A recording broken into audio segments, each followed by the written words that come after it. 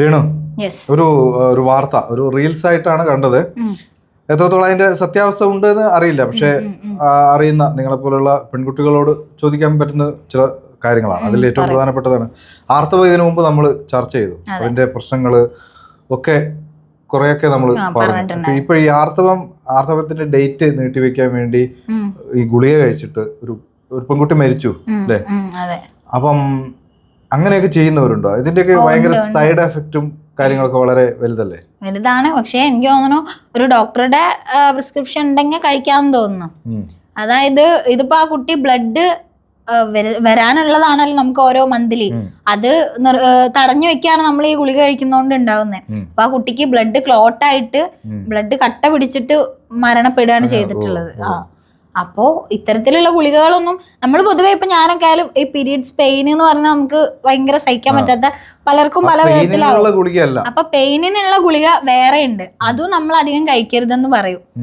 മാസമൊക്കെ എല്ലാ മാസവും ഓരോന്ന് വെച്ചൊക്കെ കഴിച്ചാൽ നമ്മുടെ ഈ നമ്മുടെ ആർത്തവം എന്ന് പറയുമ്പോൾ നമുക്ക് അറിയാലോ, നമ്മള് അത് നോർമലി നമ്മുടെ ശരീരത്തിൽ നിന്ന് പോകേണ്ട ബ്ലഡ് അല്ലേ? അതായത് തടഞ്ഞു വെക്കുന്നതിന് വലിയ ഒരു കോമൺ സെൻസ്. അതായത് ഇത് നമ്മള് പറയുമ്പം അശുദ്ധ രക്താണ്, നമ്മുടെ ശരീരത്തിന് വേണ്ടാത്ത രക്തമാണ് ഈ മാസം മന്തിൽ പോകുന്നത്. അത് നമുക്ക് ഭാവിയിലേക്ക് നമുക്ക് അറിയാലോ, അതൊക്കെ മാതൃത്വത്തിന് വേണ്ടിയിട്ട് ഉള്ള ഒരു പ്രക്രിയ എല്ലാ മാസം നടന്നു പോവേണ്ടതാണ്.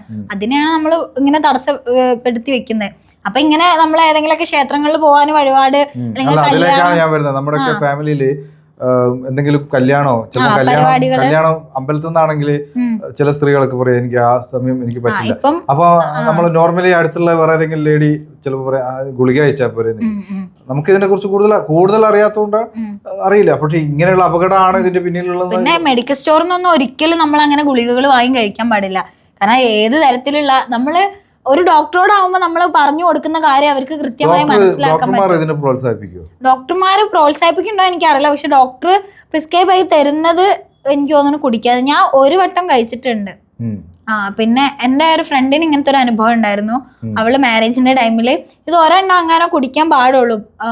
പിന്നെ വേറൊരു ചെറിയ ടാബ്ലറ്റ് ഉണ്ട്, അത് 3 എണ്ണൊക്കെ വെച്ച് കഴിക്കാം. അങ്ങനെ എന്തൊക്കെയുണ്ട്, അതിനെപ്പറ്റി എനിക്ക് കൂടുതൽ അറിയില്ല. ഈ കുട്ടി ഇത് കല്യാണത്തോടനുബന്ധിച്ചിട്ട് 3-4 എണ്ണം ഒരുമിച്ച് കഴിച്ചിട്ട് കല്യാണം കഴിഞ്ഞ് കുറച്ച് കഴിഞ്ഞപ്പം പ്രഗ്നൻസി ടൈമിൽ ഇതൊരു ഇതായി വന്നു. അങ്ങനെ അവള് പ്രഗ്നന്റ് ആയിട്ട് പിന്നെ ആ കുഞ്ഞ് നഷ്ടപ്പെട്ടു. അത് ഇതിന്റെ ഒരു ആഫ്റ്റർ എഫക്റ്റ് ആയിട്ട് വന്നതാണ്. അപ്പൊ ഇതുപോലെ പല സാധനങ്ങളും നമ്മള് ഡോക്ടേഴ്സിന്റെ അനുവാദം ഇല്ലാതെ പീരീഡ്സിന്റെ മെഡിസിൻ അല്ല, അധികം മെഡിസിൻസ് ഒന്നും ഈ പെയിൻ കില്ലേഴ്സ് ഒക്കെ കഴിക്കുന്നവർ ഒരുപാടുണ്ട്. കുറിപ്പടി അല്ലെങ്കിൽ അവരുടെ നിർദ്ദേശം അനുസരിച്ചല്ലാതെ ഒരു ഗുളികയും കഴിക്കുന്നത് നല്ലതല്ല. നമ്മൾ പലപ്പോഴും പനി വരുമ്പോഴേ, കാരണം ഈ പെയിൻ കില്ലേഴ്സ് ഒക്കെ എന്തായാലും നമ്മുടെ ആരോഗ്യത്തിനെ നശിപ്പിക്കുന്ന സാധനങ്ങൾ. പാരസെറ്റമോൾ അടക്കം. ഇപ്പൊ നമ്മളൊരു ചെറിയ പനി വന്നാൽ പോലും കുഞ്ഞുങ്ങൾക്കായാലും വലിയവരാണെങ്കിലൊക്കെ നമ്മൾ പാരസെറ്റമോൾ കഴിക്കും. സത്യം പറഞ്ഞാൽ പാരസെറ്റമോള്, മെഫ്തലിൻ, അങ്ങനെയൊക്കെ കുറെ പെയിൻ കില്ലേഴ്സ് ഉണ്ട്. എനിക്ക് മരുന്നുകൾ അലർജി ഉള്ള ഒരാളാണ്. പെയിൻ കില്ലർ കഴിച്ചാൽ മൊത്തത്തിൽ വീർക്കും. അത് കാരണം ഇങ്ങനെ കുറച്ച് മരുന്നുകളൊക്കെ ഇങ്ങനെ അറിയാം, പെയിൻ കില്ലേഴ്സ് അറിയാം. അപ്പൊ അതൊന്നും നമ്മൾ കഴിക്കരുത് എന്നാ പറയാ. പീരീഡ്സിന്റെ വേദന സഹിക്കാൻ പറ്റാത്ത മക്കളാണെങ്കിൽ ഇതുപോലുള്ള ഗൈനക്കോളജിസ്റ്റുകളൊക്കെ പോയി കാണുന്നത് നല്ലതായിരിക്കും. ഇത് പണ്ടൊക്കെ ആണെങ്കിൽ നമ്മൾ വീട്ടിൽ നിന്ന് അമ്മമാരെ അല്ലെങ്കിൽ മുത്തശ്ശിമാരെ, ഇപ്പം നമ്മുടെ വീടുകളിലൊന്നും മുത്തശ്ശിമാരെ ഇല്ല, പ്രായമുള്ളവരൊക്കെ വൃദ്ധസ്ഥാനത്ത് കൊണ്ടുപോയി അവരൊക്കെ പറഞ്ഞു കൊടുക്കുന്ന ചില കാര്യങ്ങൾ ഉണ്ടായിരുന്നില്ലേ? ഇപ്പത്തെ ന്യൂജൻ അമ്മമാരാണ് തോന്നുന്നു എനിക്ക് ഈ ഗുളിക ഒക്കെ വാങ്ങിച്ച് മക്കൾക്ക് കൊടുക്കുന്നത്. പണ്ടത്തെ കാലത്ത് ഇപ്പൊ എന്റെ അമ്മയൊക്കെ ആണെങ്കിൽ പറയും ഇതൊക്കെ വേദന ഉണ്ടാവുന്ന, ഇതിലും വലിയ വേദന സഹിക്കാനുള്ളതാ, സഹിച്ചോന്നേ പറയത്തുള്ളൂ. നോർമലി മറ്റേ പേരക്കയുടെ ഇല ഇട്ട വെള്ളം അല്ലെങ്കിൽ ഉലുവ ഇട്ട വെള്ളം, വെളുത്തുള്ളി ചുട്ടത്, ഇതൊക്കെയാണ് എനിക്ക് വീട്ടിൽ നിന്ന് മെഡിസിൻ ആയിട്ട് തരാറുള്ളത്. അതായത് ഗുളിക കഴിക്കാനോ അല്ലെങ്കിൽ ഡോക്ടറെ കാണിക്കാനൊന്നും എന്റെ വീട്ടിൽ നിന്ന് സമ്മതിക്കാറില്ല.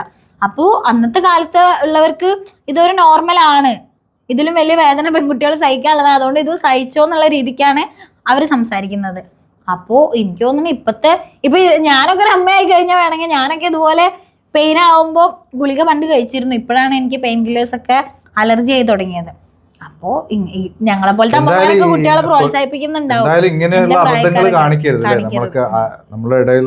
ഇനി അങ്ങനെ അത്യാവശ്യം ഉണ്ടെന്നുണ്ടെങ്കിൽ തീർച്ചയായിട്ടും ഡോക്ടർമാരുടെ നിർദ്ദേശപ്രകാരം മാത്രം കഴിക്കാന്നുള്ളതാണ്. അല്ലാതെ മെഡിക്കൽ സ്റ്റോറിൽ പോയിട്ട് നമുക്ക് ഇഷ്ടത്തിന് ഇതുപോലെ പീരീഡ്സ് എന്നൊക്കെ പറയുമ്പോൾ അത്ര ഇതായിട്ടുള്ള ഒരു സംഭവമാണ്.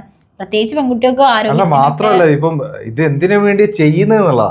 ഇതിപ്പോ ചിലപ്പോ ചെറിയ കാര്യങ്ങളായിരിക്കും. നേരത്തെ നമ്മൾ സംസാരിച്ച പോലെ ഒരു വിവാഹത്തിൽ പങ്കെടുക്കാനോ അല്ലെങ്കിൽ വേറെ എന്തെങ്കിലും ആഘോഷം? കാരണം എന്ന് വെച്ചാൽ മാസം മാസം നമ്മളെ ബ്ലഡിൽ നിന്ന് ചിലപ്പോൾ 7-8 ദിവസമൊക്കെ കുട്ടികൾക്ക് ബ്ലഡ് പോവും. ഇത്രയും ബ്ലഡ് നമ്മളെ ശരീരത്തിൽ നിന്ന് പോവേണ്ടതാണത്. ഈ ചീത്ത രക്തമാണ് നമ്മളെ ശരീരത്തിൽ ഇരിക്കാൻ പാടില്ല. ഒഴുകി പോവേണ്ട രക്തമാണ് നമ്മൾ ഈ ഒരു ഗുളിക കൊണ്ട് പിടിച്ചു വെക്കുന്നത്.